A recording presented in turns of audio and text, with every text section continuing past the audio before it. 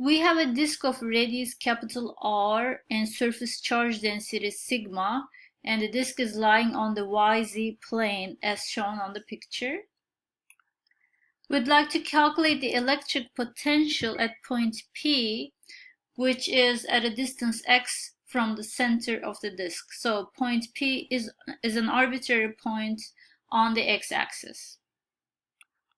There's more than one way to do this calculation, and in this particular solution we're going to treat the disk as a combination of thin concentric rings. So similar to other problems, we're going to take an integral, but our unit element is going to be a ring instead of a point particle in this problem.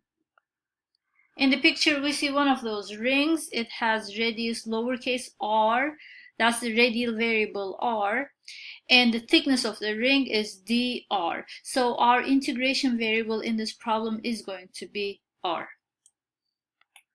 So let's start by setting up our integral. As always, potential is going to be equal to integral of the potential coming from each unit element. So V equals integral of dV, dV being the electric potential due to a unit element being one of those rings. So what is dV equal to?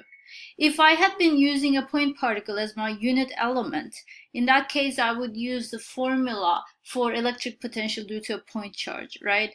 But in this problem I'm not doing that. Instead I'm using a ring as my unit element. So then here I'm going to substitute the formula for electric potential due to a ring. Now I'm just going to use the result directly. This was already derived in a previous problem, so I'm not going to re-derive it. I'm just going to use it directly in this problem. And here I have substituted the expression for dV. It's 1 over 4 pi epsilon 0 dq divided by x squared plus r squared in square root. So dq is the charge on my ring. X is the distance between the center of the ring and point P, and r is the radius of the ring. Next, we need to come up with an expression for dq in terms of dr, because r is our actual integration variable. For that, we are going to use the surface charge density sigma. Sigma is defined as total charge divided by the surface area for the disk, right? And it also applies to the ring. So sigma is going to be equal to the total charge on the ring divided by the surface area of the ring. So then sigma is basically equal to dq divided by dA, dq being the charge on my ring and dA being the surface area of my ring. But what is that surface area dA, right? Now imagine cutting this ring and then opening it up, right? What would it look like? It'll look like a very thin, very long rectangle, right? Like so. The width of this rectangle is the thickness of the ring, which is dr. And the length of this rectangle is the circumference of the ring, which is 2 pi r.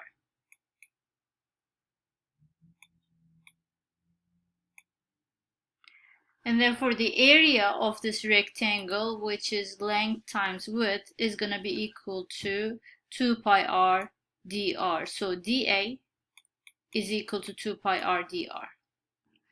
Let's substitute this in our formulation of sigma. Sigma equals dq divided by 2 pi r dr. Now let's go ahead and isolate dq. We get dq equals sigma times 2 pi r dr.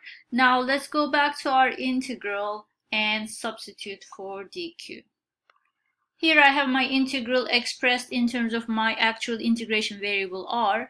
Also at this point I can go ahead and set my upper and lower bounds for r. So r runs from 0 to capital R, which is the radius of the disk.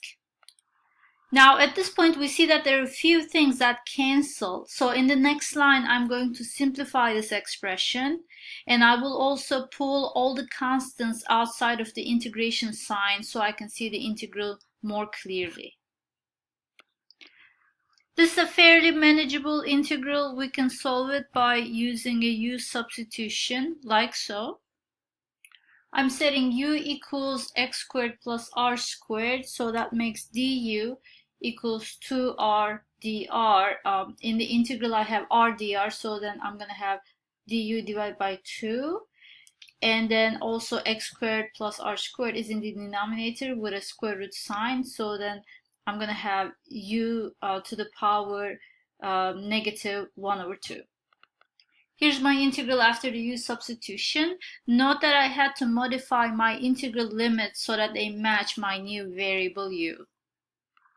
The result of this integral is simply square root of u. Now let's go ahead and evaluate our integral at the integration limits. Here's our final result.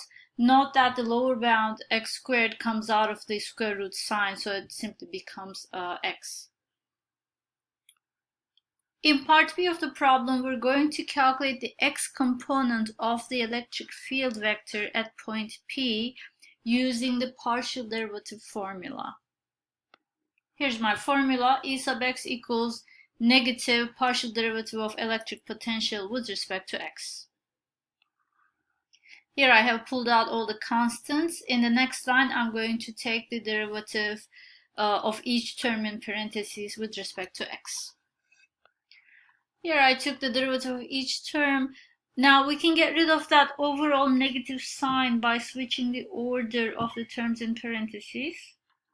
And here's our final answer for the x component of the electric field at point P.